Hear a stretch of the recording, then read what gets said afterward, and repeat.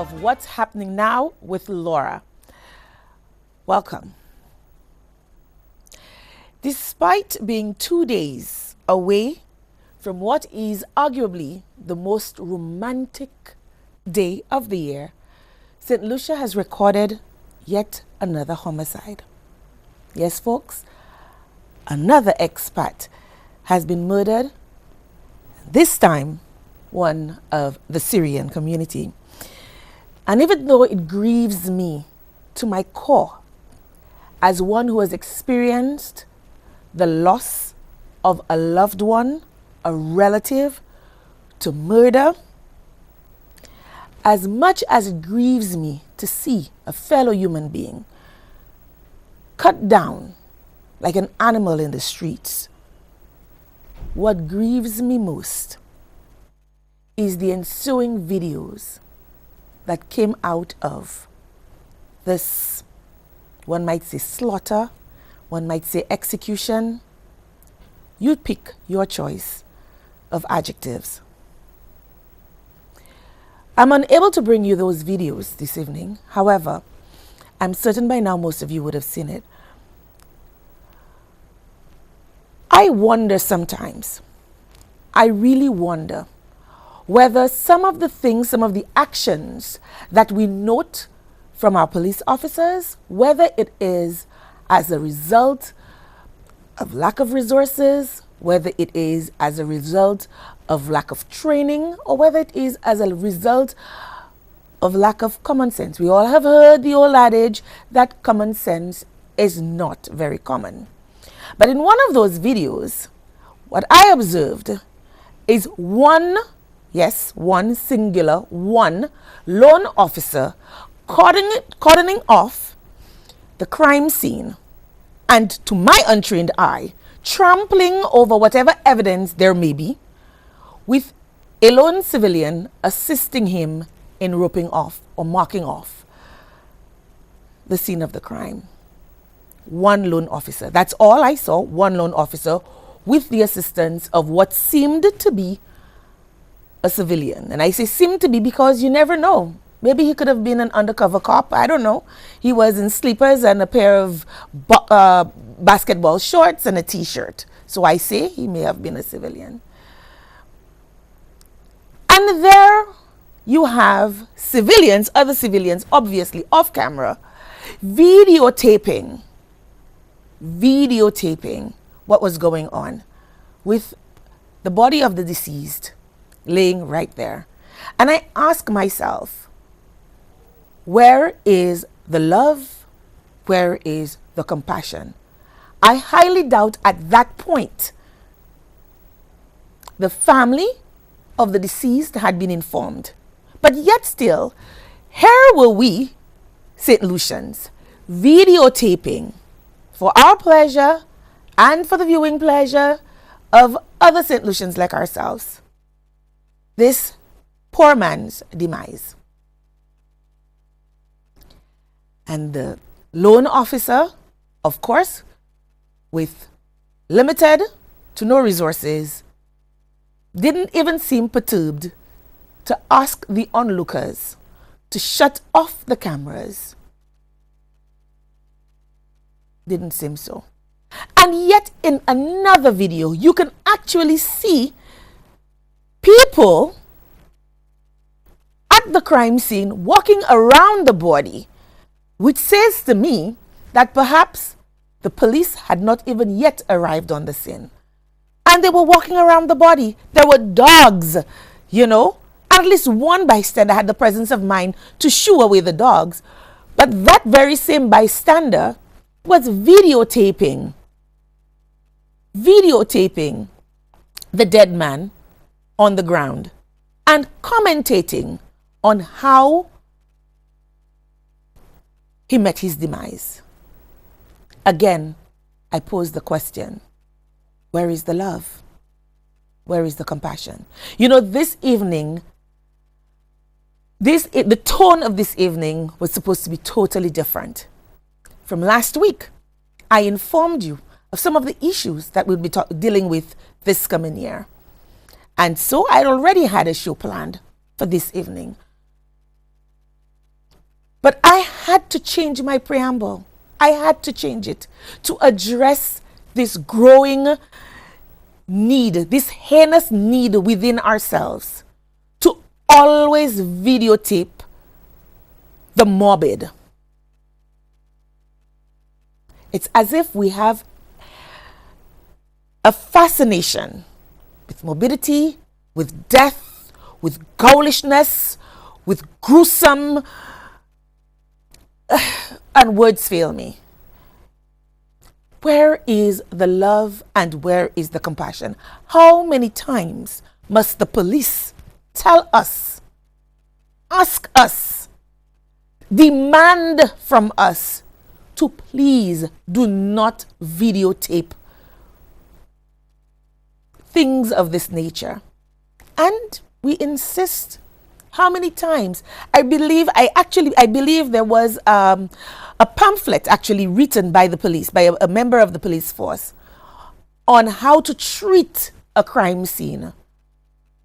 And yet we continue to trample over these scenes with little to no regard for the ensuing investigation, for the pursuit of justice for the murdered. We just don't care. It is all about me. It's all about I. It's all about you. It's all about the singular.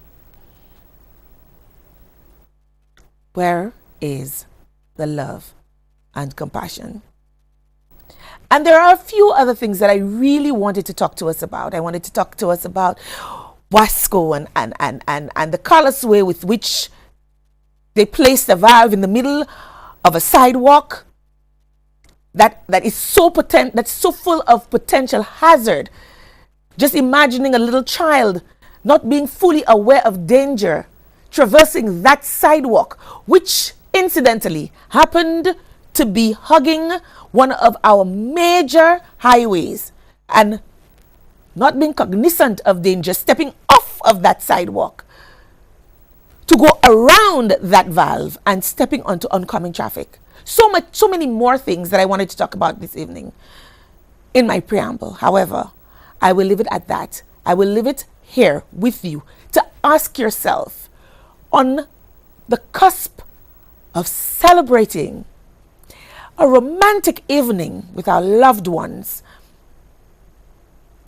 on the cusp of celebrating or observing what is said to be the most romantic day of the year, ask yourself, am I a loving person? Am I a compassionate person? Where is the love? Where is the compassion? We're due for a break. When we come back, I have a special guest or two, or maybe three, in store for you. Stay tuned. Okay, thank you. My first guest this evening is a man of the cloth, the ubiquitous Paba.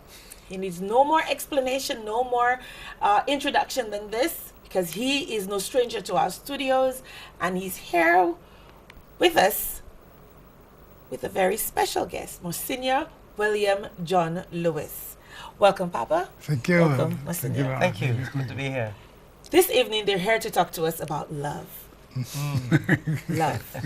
Now, in my preamble, I asked very many times, where is the love? And where is the compassion?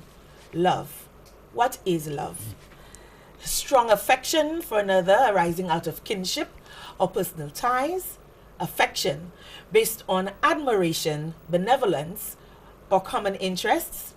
Unselfish, loyal, and benevolent concern for the good of another. Now, why are they here to talk about love? This is an unlikely pair to have in studio to talk about love. I mean, it's almost Valentine's Day. Now, what is Valentine's Day? Well, Valentine's Day, or the Feast of Saint Valentine, is celebrated annually on February 14th, as we all know, originating as a Western Christian feast day. And I hope I'm giving the right information, so you will correct me if I'm wrong. Originating from as a Western Christian feast day honoring one or two early saints named Valentinus, Valentine's Day is recognized as a significant cultural, religious, and, let's not forget, commercial celebration of romance and romantic love in many regions around the world. According to legend, and I love this legend, I really do. According to legend, during his imprisonment, Saint Valentine restored sight to the blind daughter of his judge, and before his execution, he was sentenced to death, I think, because of he was marrying Christians who had been condemned or whatever. You'll give us the if I'm wrong. And I'm giving this because I have another guest in studio and we have a jam-packed evening. And before his execution, he wrote a letter signed "Your Valentine" as a farewell. The day first became associated with romantic love within the circle of Geoffrey Chaucer in the 14th century, when the tradition of courtly love flourished. In 18th century England, it evolved into an occasion in which lovers expressed their love for each other by presenting flowers, offering confectionery, and sending greeting cards known as Valentines. This year, the clergy have decided to put their own spiritual twist on Valentine's Day. So, gentlemen, tell us why Valentine's Day and what do you have in store for us on St. Valentine's Day? Okay, Laura. Good evening, listeners. What a wonderful introduction. Laura did all the research and so on. Actually, let me introduce my friend, Monsignor Bill William John Lewis from Dominica. This year marks 35 years since the diocesan clergy of the province of Castries, that is the OACS, have been meeting. Every year we meet. And this is 35 years. So we are back in St. Lucia. We started 35 years ago. And we decided whenever we meet, we have a concert, where we show our talent to the people. And it just so happened that we are here at this time. And we said, hey, Valentine. I mean, we are men of the cloth. We are the men of the word. We are the men who proclaim love. Why don't we use that opportunity to show our talents, but actually celebrating love and celebrate what we call ourselves the love heroes that we all are. The love heroes. You see, there's so many love heroes in our society. Mothers who are making sacrifices, fathers, spouses who are taking care of their loved ones who are sick and so on. All of these are love heroes, So it's a moment to expand Valentine from beyond just simply the romantic man-woman to a wider Christ concept of the self-giving, the sharing. That's what it's all about. Thank you very much, Monsignor Anthony, and thank you very much, Laura, for having me on the show tonight. The whole thing is that in our world today, there is so much need for love. In my years of priesthood, as I grow into it, that is what I preach every day. That is what my life is all about.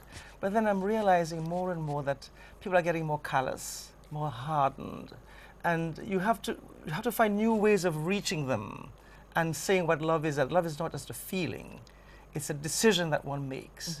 And so as Monsignor was saying, that this year it happens that our week of activities falls during this time. And it's a very good time to, again, remind people of the importance of love. I mean, Paul, in his beautiful letter to the Corinthians, talks about love. Love is patient, love is kind, love is not jealous or boastful or conceited or rude. Love does not take offense. Love does not look for, keep grudges and so forth. And I think now we need to hear that again.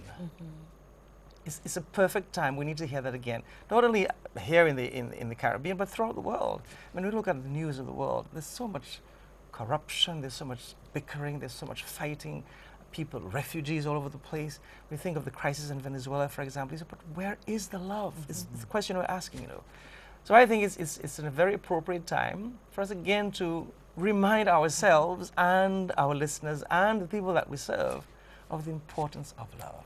When we say God is love. Right. Now, I have a burning question that I promised some of our parishioners down in Labrie that I would ask. Okay. Could you not have done it on another day? I mean, yes, the whole thought of the love, and you want to tie it in with the love. Because I'll tell you something. What they've said to me is, the promotion for this activity came quite a little late. Yes, yes. And most persons would have had made plans for Valentine's Day. Right. In addition to which, some of us living in the south of the island would have had to make additional arrangements to be able to take in the event, because we're in the south. We may not want to travel back down at the end of such a lovely evening. I'm sure our abs would be hurting us so much, you know, that we couldn't face the road. So we would need to make alternative arrangements. And with the late notice, it would seem to be a little out of reach. Yeah. Why do it on the day of love itself? Okay, let's say, it just happens that our meeting of the Provincial Association of Clergy normally would take place earlier in January. But this year, because of the World Youth Day in Panama, and so many of our young people and some of the clergy were going to Panama to meet the Pope, then we have to shift it. And it just happened that we had not thought of Valentine's at that time when we shifted. We just shifted it to that period from the 10th to the 16th. And as we were planning, and then, of course, we always have our concert there. I said, but yes, now, hello. It is falling in the week of Valentine, you know. So therefore, we said, let's segue into it, you know. So how, and that's just and do it then. How has ticket sales been going for you? Well, United States late, but we've been pushing, and it's looking very good. It's looking very good, and we think we'll have a bumper crowd, you know. What can we expect on Wow. I mean, last Sunday, our parish priest played a little something for us, and I think a lot of St. Lucians would really appreciate that one aspect of it, because we all get his daily devotions. That's about Father Branca. Right. So what else can we expect? Well, in fact, he will be there. But Monsignor Jill Lewis, who is a recorded artist, I mean, oh yes, he's got CDs and so on. He will be there. And you will see, of course, some of the places you don't believe that what talent they have will be doing things, you know. We'll be having dance, Indian dance. In fact, this year, we are having a collaboration with Avad. Avad dancers. So, for example, Avad will be doing the opening prayer, the Our Father for us in dance. And as part of the activities, there will be dancers jumping in and out. You know, one of the things, we want to give a wow experience. That's why we say that we have transportation, so at secured parking at Derek Walker Square and at the Marion Home, and our love chariots. You know? The shop is called Love Chariots. You know? And is there a charge for the love chariot? No, it's free. It's free. Oh my gosh. And when you arrive at St. Judas Convent, of course, the dancers will meet you, and there's a red carpet. You only go up the red carpet. Getting the full word. And then, of course, there will be the wine and the chocolates and so forth. So you'll be served the others and so forth. And it's going to be a wonderful night, you know. So it's an all-inclusive package. All-inclusive. And then you move into the hall for the actual spectacle, and that's going to be. And how much is this all-inclusive? Could you imagine? Only $50. Are you serious? You get a love chariot, you get chocolates, and oh my goodness! And we know it just struck us that perhaps we should develop this as a niche. I mean, this is just happening this year because it so happened that our meeting had fallen tonight. But we think that perhaps in future the clergy should have every Valentine night, and then you will have sufficient notice. Right. You know? Awesome. That sounds wonderful. And but again, there was also something though I wanted to say, just in passing. You know, we are here for sort of a week of meetings, and one of the things we did today was to study precisely the relationship between the church, the clergy, and so with the social media. And just what you're talking about, you know, how people use this social media indiscriminately without sensitivity.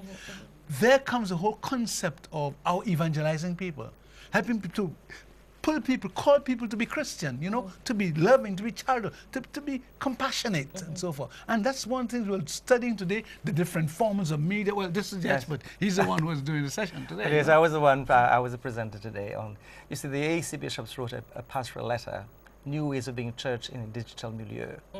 And it's basically, it tells the church, this is what is happening in the world today. With internet, there's a revolution in information and communications. And if the church doesn't fall in line, we'll be left behind. And therefore, it's important to know what's happening, to know where our people are, especially the young people, in terms of all the stuff that they're using with headphones. And Right. and if we don't get into that, then we'll be left behind, and we fear our churches might be empty in the near future. So that was basically the thrust of it. And at the What end was of the it, reception of that? Because I know some of the priests are more traditional, and they would really love to remain as authentic, or I don't even want to say authentic, because what really is authentic is Exactly. authentic. But they would like to remain as conservative, maybe is a better word, as possible to what existed yes. in the past. One of the things that the Holy Father mentions in one of his encyclicals is we can never say that we've always done it like this before. To say that is like saying we don't want to move ahead. And I think it was very well received. This document is from all the bishops of the AEC, the Antilles Episcopal Conference, and just to present it, I think it was a historic moment for us today that you had all these clergy, priests and deacons studying the document together.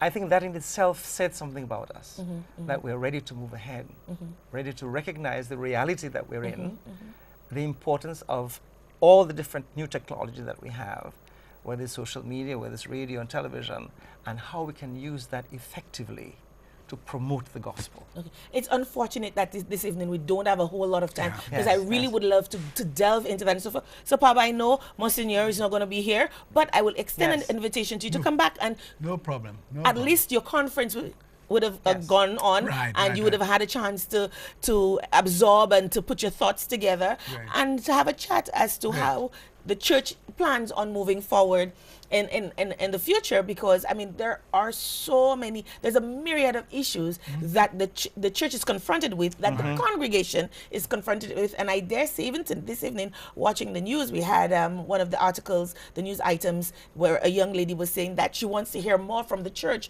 with regard to issues of crime, with regard to Yeah. to issues of comfort for the victim, not just the victims who have passed from the crime, but the victims who have left behind in terms of the Yes, family. yes. Because Right. when The a young grieving man families. or a young Yeah. woman is murdered, that's one victim, but then you have the families that are left Grieving. behind, who are grieving and mourning the passing, and she's grieving the loss of her brother for 5 years, and then she was calling on the church. Where is the church? She wants to hear. So we will have to have that conversation Sure, in depth, sure. so that we can, Sure. again, just remind the viewers when, where, and how they can get So- to the Love concert. So it's on St. Valentine's Night, that is February the 14th, at St. Joseph's Convent. We start at 7, but you will have secured parking at the Derrick Water Walker. Square and the Marion Home, and the Love Shuttles to take you there. When you arrive, we will be greeted with red carpet, with roses and so forth, with wine and so- Dancers to boot. and dancers and so and the concert starts immediately afterwards in the hall of St. Joseph's Convent. Only $50. You can get tickets from any of the presbyteries. Just call them and you'll be able to get the tickets there. And St. Lucia, let me tell you, I mean, I listen to Father Branca almost every day for his daily devotion, and I recognized the name Branca, but I did not realize that he was the same Branca who was a Yes. Calypsonian. So Yes, you're in yes, for yes, a there you are. treat. Yes, You're yes, you in are. for a treat. Please patronize the Love concert on Valentine's Day. I want to thank you so much, Pablo, Great, for Laura. coming through. I'm Thanks so a lot. sorry we have to Yes, rush it yes, through. yes, It's a yes. pleasure but meeting you, Laura. likewise. But you will be God back. bless you. Yeah, we'll be Yes. back, we'll be back, we'll be back. Okay, then. Thank you. We're due for a break. When we come back, my other guest. Stay tuned.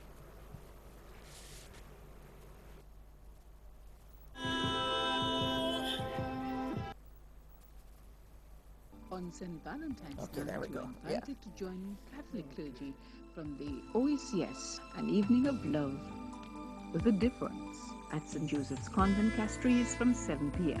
Come and celebrate the love heroes that we all are. There will be wine and roses and other surprises. For your convenience, there will be secured parking at the Marion Home and Derrick Walcott Square with love shuttles to take you to and from the show. Admission by tickets only. Tickets cost $50. Available at all presbyteries. Come celebrate your love.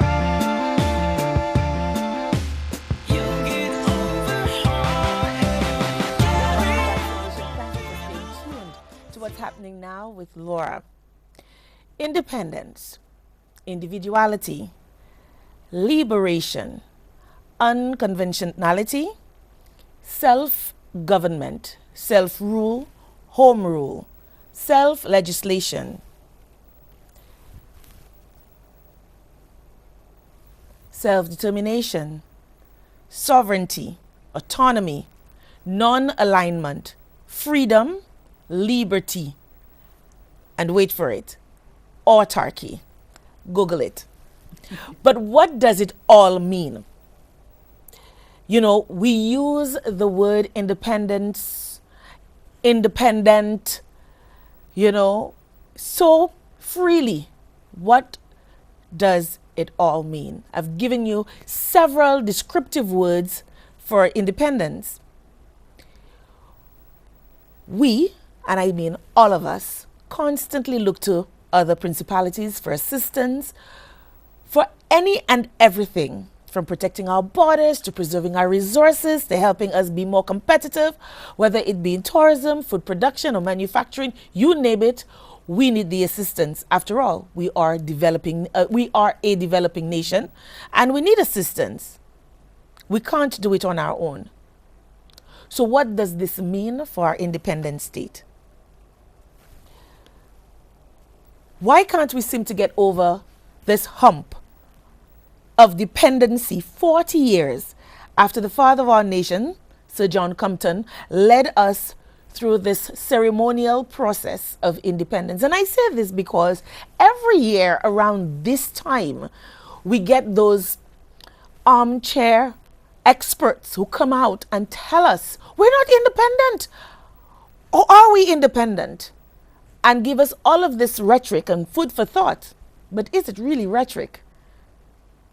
And if it's not, and we've thought about it, what have we done about it? My other guest this evening is Senator Fortuna Belrose, Minister for Culture and Creative Industries. And again, she's another person who does not need much introduction because she's been making the rounds in the media. I think she's one of the more accessible ministers, and she's no stranger to DBS as well. Welcome, Senator. Thank you very much, Laura. So it's this time again. It's independence. Yes. What can we expect this year? But before we go on to independence, Minister, there's something that I really want to ask, and I wanted to ask it from the perspective of a vote of confidence. Last week, not so long ago, we had the vote of no confidence in the Prime Minister in the Parliament. So we had, that motion was brought forward, and we heard the pros and the cons. What did it mean to you, listening to your colleagues issuing why they have the confidence in the Prime Minister, and listening to the side opposite, giving all the reasons why there should be a vote of no confidence in the Prime Minister, and it coming at this juncture when we are about to celebrate 40 years of independence? Well, so you saw it as a vote of no confidence. I saw it a vote on confidence. Well, that's what it was for me. Yeah, a vote on confidence. And, well, I think it's interesting. We're 40 years independent, and of course, we live in a society that is democratic. So people are free, you understand, to bring up issues of their choice for debate and discussion. But I think the people of St. Lucia knew what they did when they did it 2.5 years ago. They wanted a change in the regime of the government, and I think they emphatically stated that when they went to the polls on June 16th last year, 2 years ago. And so what one needs to do is to give the government a chance to do the work that it is doing. And I think generally what we saw was a clear manifestation of the fact that the government is focused on its mission, and you heard it articulated very clearly in all the contributions made by the various ministers in terms of what was happening and the current government that we have as a country. And so for us, it was a vote on confidence. And I think the Prime Minister, well, came out stronger nationally, but I think from among us, he knew he had that support. I don't think there was one iota, you understand, of no confidence within the Prime Minister's capability, within those of us who sit with him every week. So we were quite comfortable. We were not worried about the vote of no confidence, but we saw it as a vote on confidence, where our ministers got a chance to articulate what exactly had transpired in the last 2 years and the level of support and care that he demonstrates as a prime minister for this country. But I got a feeling that the side opposite really wanted to attack the ministers of government. And I know they couched it as a vote of no confidence against the Prime Minister. But the way they went about it, saying to you that you speak to them in private and you tell them these awful things about the Prime Minister and how you have no autonomy within your own ministries to do your job, the job that you have been tasked to do. And so I got a sense that it was really an attack on your integrity as members of cabinet, on the individual members' integrity and the ability to say, you know, I can speak out against a policy, or I can in support of, or, you know. Did you get a sense of that at all? That it was really, despite them they were saying that it's not about you, but we want you to think with your conscience. But really it was a dig on you to say that you guys, you say, you know, prior to that, you were saying that we didn't have autonomy to run our ministries, but it's really you guys who don't have the autonomy to run your industry, your ministries. Well, I've been around the politicians for a long time, and I think that's how they play the game, you know, and particularly Labour. That's the way Labour comes across. Labour is always digging at things, and things that may not be there, you know, to create an unnecessary stir. You know, I think what we have is a government that is committed to the will of the people, and that's why I consistently say it's a government for the people, of the people, and by the people, and what they must do is pay respect to the fact that the people's wishes are being done when the United Workers' Party delivers on its mandate. They need to respect that. Were there any moments of doubt in your mind that any one of your cabinet members would cross the floor? You know, it's, you know what I'm saying? Side with them and agree that the Prime Minister was not doing his job. Was there any moment at all that you thought, okay, what is this person thinking? Because they didn't just need one person to agree with them. They didn't just need two people to agree with them. They needed at least three people to agree with them. So I'm thinking there must have been at least one person who signed and said, yes, man, I'm going to side with you. Did for you for a moment think, even in your most private thoughts, that at least one member would have sided with the side opposite?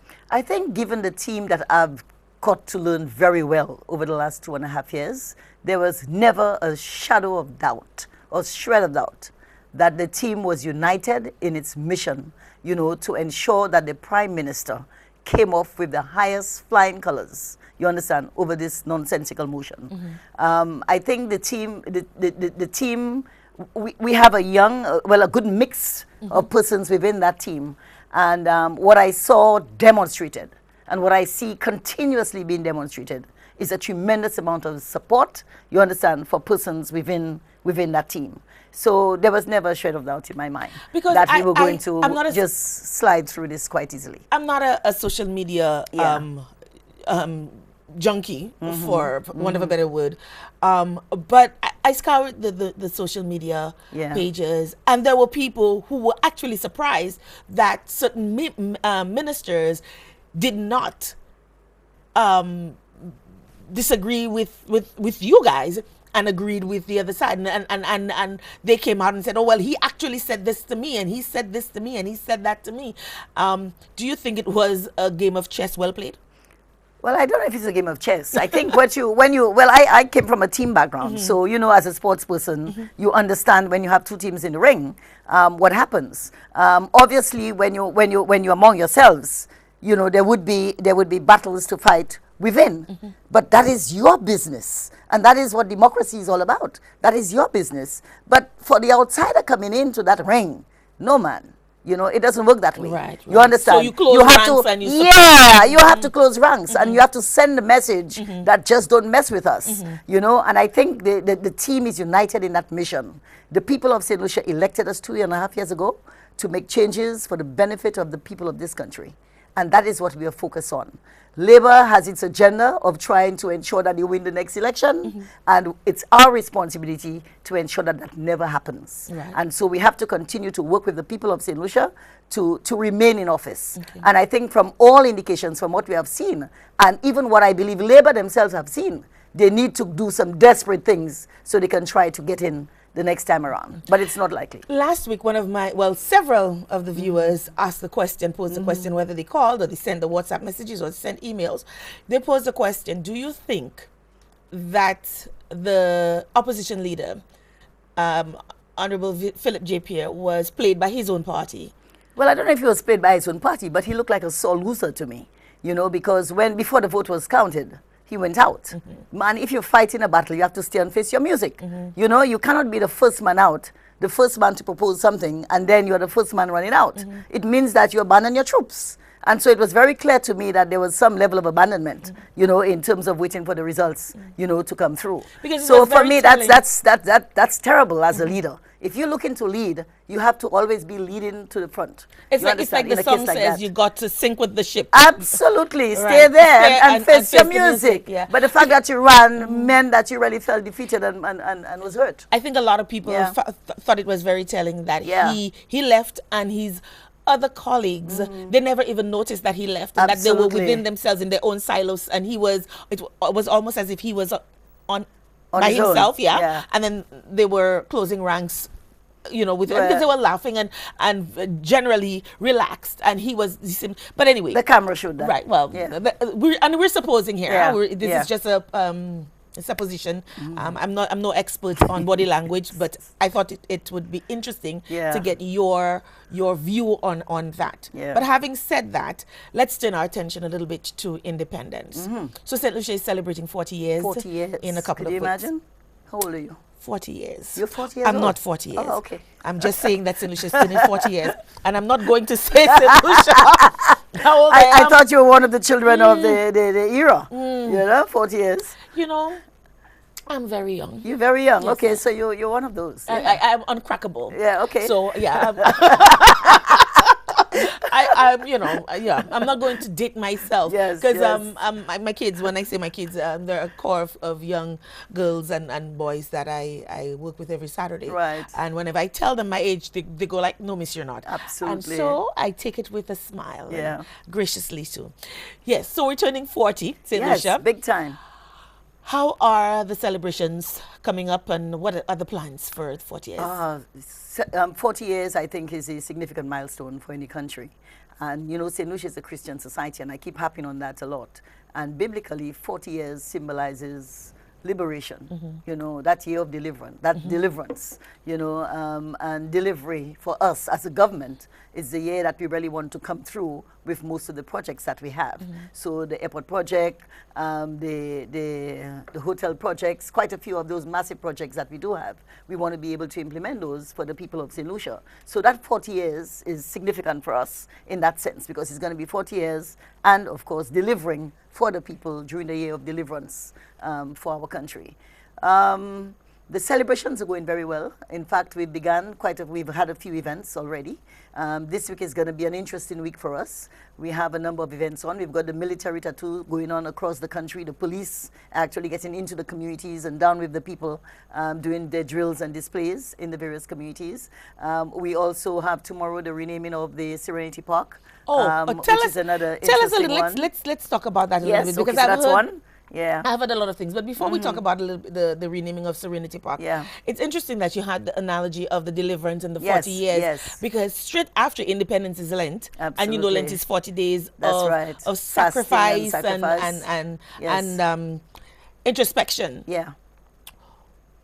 What do you think of the situation, the crime situation that we have presently in St. Lucia, especially now around this time of year, while we're getting ready to celebrate independence, and around a park, the name of which signifies peacefulness, and we've had quite a few incidents in the recent past at Serenity Park. I think it's really sad that we are at that point, you know, as a society. And You talked about love earlier and that feeling of caring and sharing.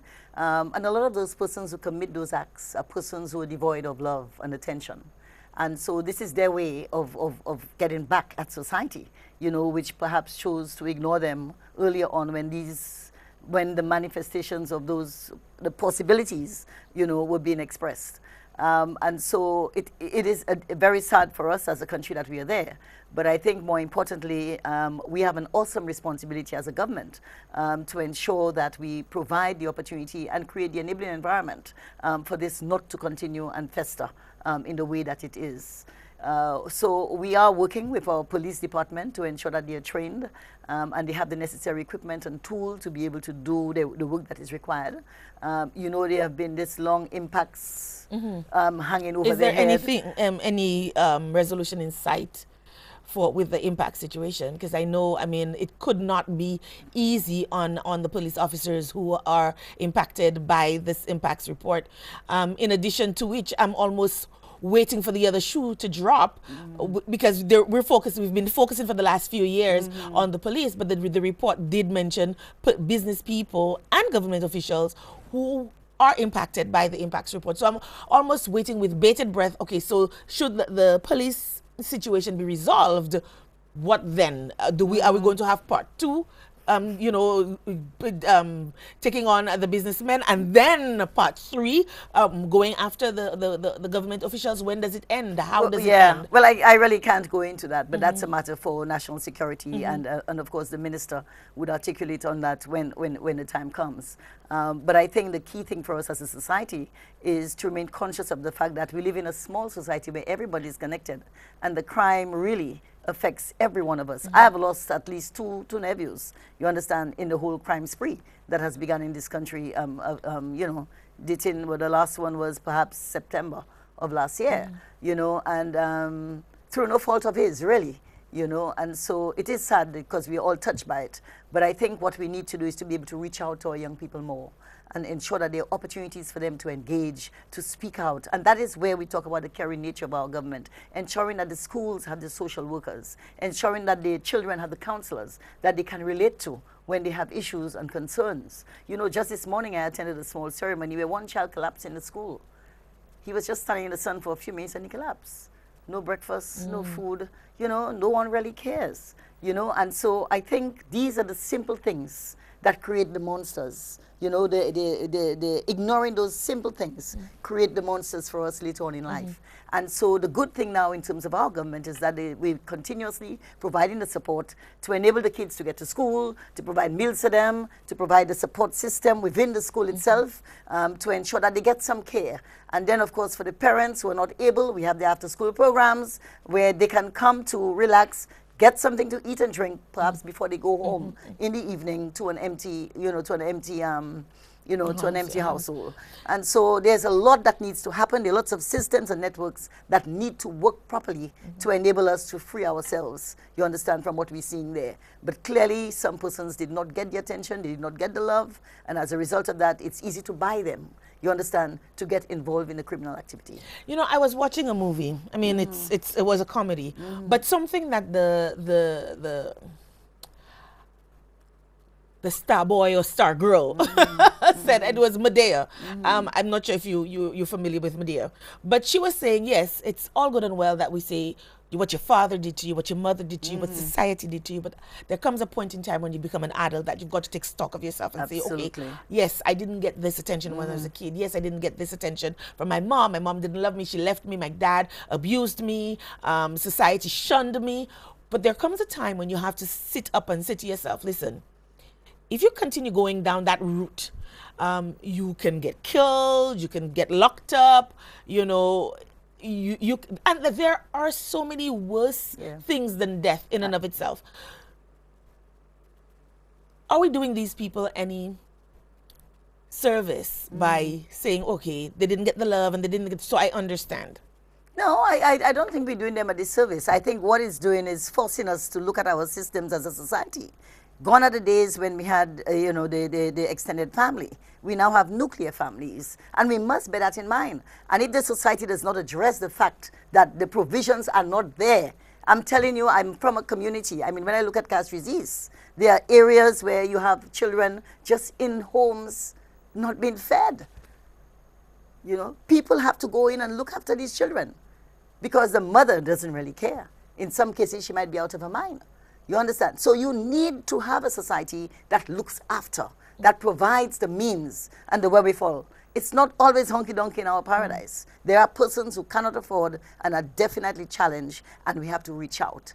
That's why we're reaching out. And the object now, even with the caregivers program, yes, you're working on the elderly, but you also have a responsibility to look out and see if there's any child in need, any child who is not going to school, to provide that opportunity, you understand, and support to enable it to happen for that child. There are some who would say that we have a heavy dependence on tourism, and that tourism is a sticking point when it comes to the breakdown of the family unit. I mean, yes, you said you mentioned about the extended families. We don't have as many of that. Currently, we have more single family, single parent. 20,000 single parent homes, I think. Right, have, single yes. parent homes. And then you might find, okay, that one person, in most cases, it's the mom who's out working, and she's working a shift. So she's probably gone from 3 and she's coming back at 11 p.m.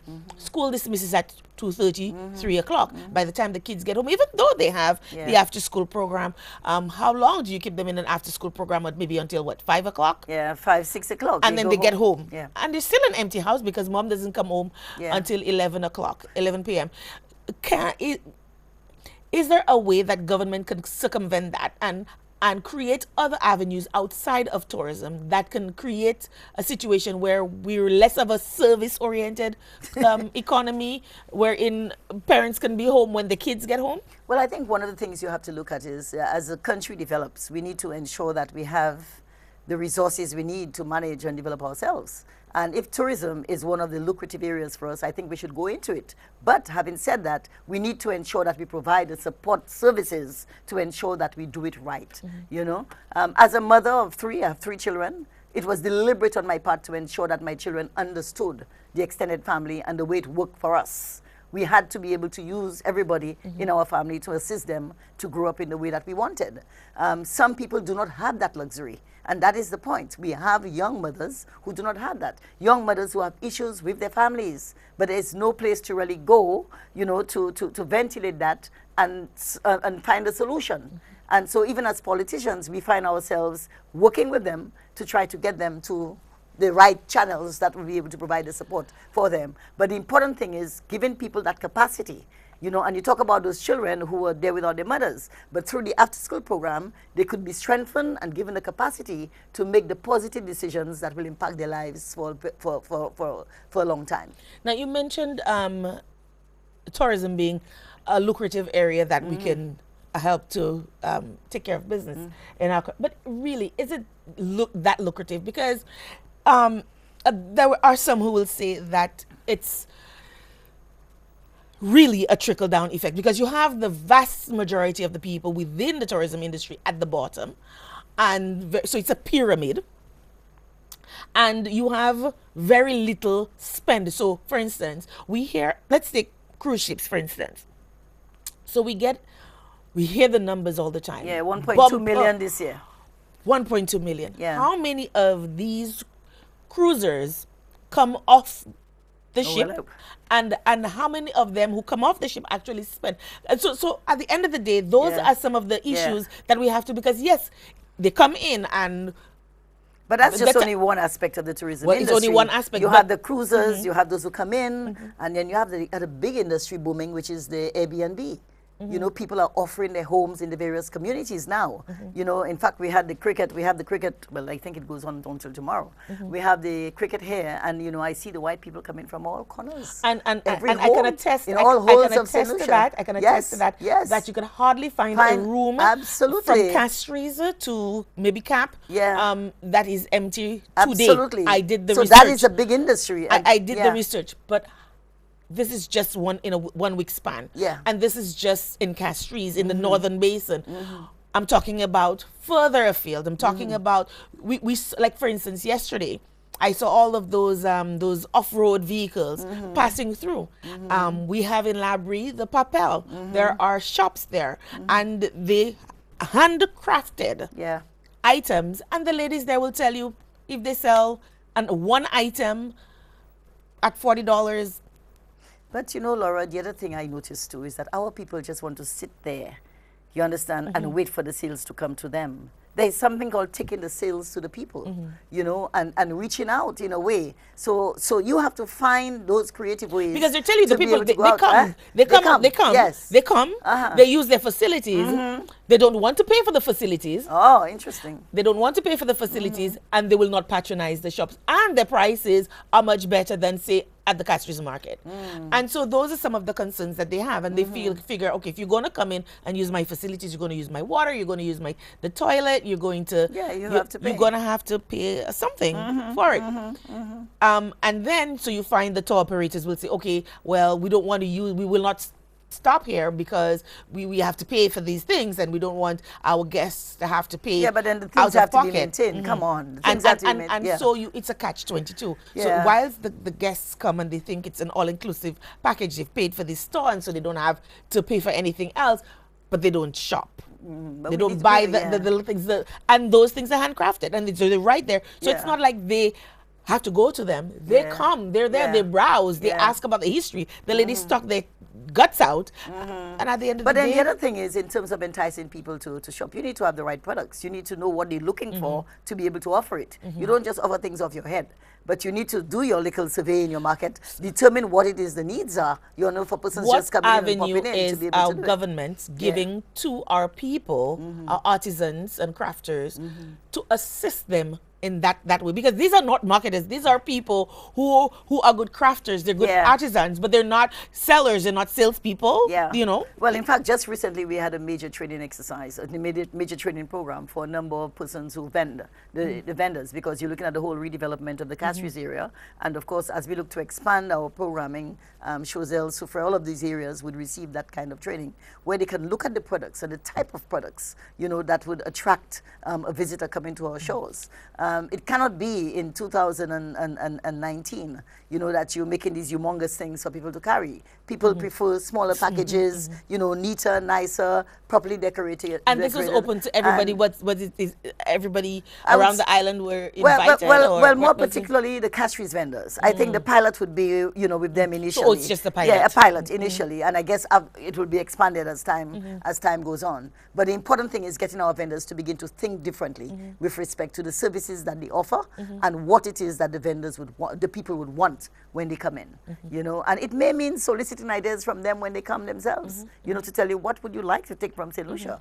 You know, and there's so many different things we can do. Things that are authentically St. Lucian, but like my Prime Minister always say, boutique and chic. You know, so people would want to, you know, want to take it with them. But it's getting these people who create, you know, to begin to think differently with respect to the products that they make. Okay, so we're going back to Serenity Park. We were talking about renaming Serenity Park. What is the thinking behind the renaming of Serenity Park, and what will be the name of Serenity Park? I'll leave that for tomorrow. But I think what we were trying to do within the 40 years was to look across our country's history and to begin to recognize persons who have made a significant contribution. Yes, we've done it in the past, but we still call the Dead Heroes Society because the number of people we have not recognized in the way that we should. Persons who have given human service to St. Lucia, persons who have served at the highest levels in our society and made significant contributions. And so what we wanted to do was to provide that opportunity to link the Serenity Park with someone who characterizes what that park was. Humility, you humble, quiet, peaceful, but yet being able to effect meaningful change in the society. And that's what will happen tomorrow. And so we're not going to know until Well, I tomorrow. thought you knew already. No, but Yeah, I you didn't. don't know. I'm Okay, asking, well, that's you'll, why I'm asking well, the wait to question. find out tomorrow. Oh If my you don't know goodness, now, are wait. you serious? You can So, find out tomorrow. St. Lucia, you see, I can't bring it to you. I cannot bring it to you. I can't believe I'm here and she's not going to tell me No. what the name is going to be. By now, you should have known. I cannot tell you what I have not been informed of. So I'm just asking. I'm asking the question. Yes. What so, else So can that we was expect? Serenity Park, yeah.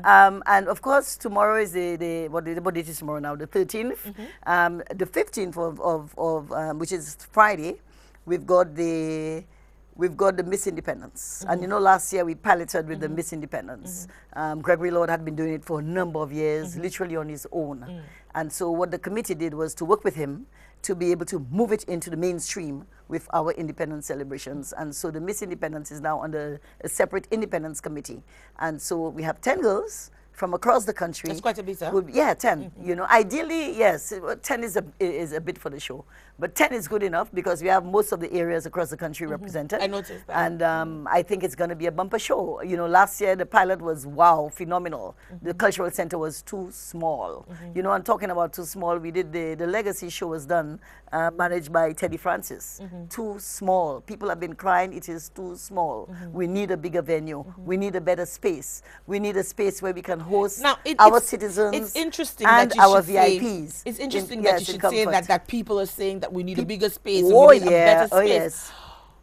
What is the status of the move on the cultural center? Because last year there was a huge song and dance about the cultural center when it was proposed that it be shifted to another location wherein it could have been a bigger Yeah. state-of-the-art cultural center, but the cultural pundits would have none of it. Where is that situation at right now? Well, I think the government has decided to let it lie a bit. You understand, because they were not prepared to make that move. But I think increasingly, based on all what I'm feeling, people are prepared, you know, to respond positively now. And so it's a matter of giving people time to get there. And so we'll wait and see. Okay. Yeah. So what else do we have planned for Independence? Right. So we do the Miss Independence on the Friday evening, and then the Saturday evening we have the National Sports Awards, where sportsmen and women across the country will be honored for the work that they have done during the course of the last year. Yeah, in sports. As you know, we've had some very good performances. Laverne Spencer won a gold medal for St. Lucia at the Commonwealth Games. What's her name? Julian Alfred also won a medal, a silver medal at the Olympic Games, the Youth Games in Argentina in October. And so we have some real heavyweights, you know, in that setting for recognition on the night of the 16th. Also on the 17th, which is a Sunday, we have the Strides of Unity. It's a relay across the country which will be put on by the National Youth Council. And so across St. Lucia, they're asking persons to be a part of that process with them, where they take a baton from community to community, you know, and of course that will culminate at the government house. Almost like Yeah. this Hands Across St. Lucia thing Hands Across that St. we Lucia, had that's years right, and years, years ago. ago, My God, I yes. was a teenager Yeah. then. You did you I attend? was oh my gosh.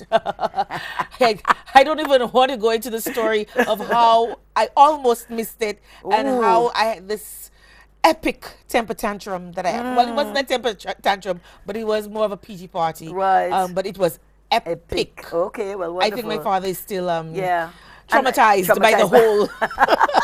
But I think it's going to be good, because what they've done is, so they've identified those persons who will be running. There will, of course, be the public relation team going ahead, you know, really alerting the community that they're coming around. So across St. Lucia, I think people can look forward to seeing the runners and cheering them on, you know, as they go past their communities. So that's what the young people are doing as a celebration for their 40th. We also have, of course, the church services at 3 o'clock in the afternoon. 4 major church services across St. Lucia. In the north at the SDA Church. In the east, I think in Miku at one of the Pentecostal churches, and of course the minor basilica in town, as well as in Ancillary, the Catholic Church in Ancillary, and in the south of the island, I can't remember which church now. I don't have, unless I refer to my notes. But there's another church in the south of the island. So it's across St. Lucia, north, south, east, denominational. cross-denominational ecumenical services across St. Lucia, which begins at 3 o'clock in the afternoon on Sunday. So we're hoping that St. Lucians would participate. Many of us have been fasting and praying since the 22nd of January, and so it's 40 days of independence, and so that day, the 17th, would be that day where we really celebrate and showcase, you know, in a real meaningful and spiritual way, you know, yeah, how independent and free we are as a country. Now, one of the things I've noticed as I've gone around the island is that the buntings are up and it's beautiful. Yes, but I have been getting a few calls, and they've been asking me, why is it that the National Library in Castries does not have a flag?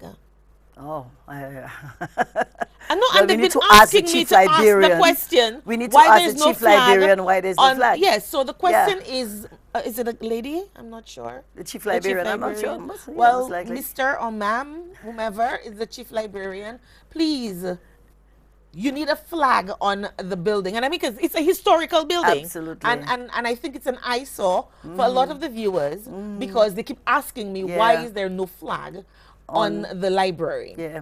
And you know, Laura, you say that, but I think for me, what I've seen in the last 2 weeks is the level of nationalism. When you put that flag up, the amount of St. Lucians that say, as they drive through and they look at the flag, they feel that sense of patriotism, you know, But and they I'm feel still that air. disappointed And they say to because- me, they still need more. Mrs. Bellows, Yes. we need one on the Mon. We Well, need forget one about in this the one place on and the one Mon, there. but I we think need to all see the them way across. from the international Isn't airport the one, all the way up. Isn't there one at Mula Shiket? I haven't seen. Oh, you haven't seen the one at Mula No. Shik? Well, we're supposed to be putting a big one at Mula But Shik. I think as all well. from the international airport all Yes. the way up to north, there should There be should be flags. flags along there the should way. be, yes, because when it's jazz, I remember, or when when it's elections, there Yeah. are all of those posters and everything. So I think we need to have flags all along the way, from the south to the north, and even along the west coast as well. I agree with that's you. my I view. agree with you, but I Right? want you to give me a few more dollars so we can buy Well, these no, flags that's not my across. purview. Yes. My But purview. you told me your marketing and my and purview management. is to ask, as a citizen, ask for what I want of Yeah. the government and Yes. ask that the government. No, but I'm serious Yes, though. yes. Because when I go to Trinidad and when I go to Barbados, I don't have to ask. Yeah, you see it. I don't have to ask. Yeah. No matter where I am in the island, Yeah. I don't have to ask what's going on. Yeah. Because if I'm in Trinidad, Yeah. that red, that black, and that white is always there. Yeah. And when I'm in Barbados, I see that blue, that black, and that yellow everywhere, regardless of whichever Yeah. parish I am. That's and I right. think it's important, it's imperative of us Yeah. to have those flags flying Absolutely. from one end of the island to the next along the east coast and as well as along the west coast. Taken. So- And you know, on that note too, we also have the Pli Bel Kai commercial where we encourage the Oh, and I commercial note- and I sector. noticed the commercial sector yes, have to really dress up their gone buildings out. and put They've out. gone Yes, out. yes, I and think they this can be year, rewarded. Yeah. more so than any other year, I've Yes. noticed that Yes. the commercials, and I remember when I was growing up, that used to be on the norm, and they didn't have to ask. yes, But I think yes. this year, it really is remarkable, the number of business places Yes. that have Gone out. decorated. Yes. They've really gone out. Now we're running out of time quickly. What else can we expect? Because I understand that throughout the year, we will be having There'll be events right throughout the year, but I think the major one I need to highlight this evening is on the 21st. We have the Best of St. Lucia Showcase right in the city. Yeah? So the best performers for us in terms of music, dance, drama, you name it, they'll be on show in the city from 6 o'clock in the evening.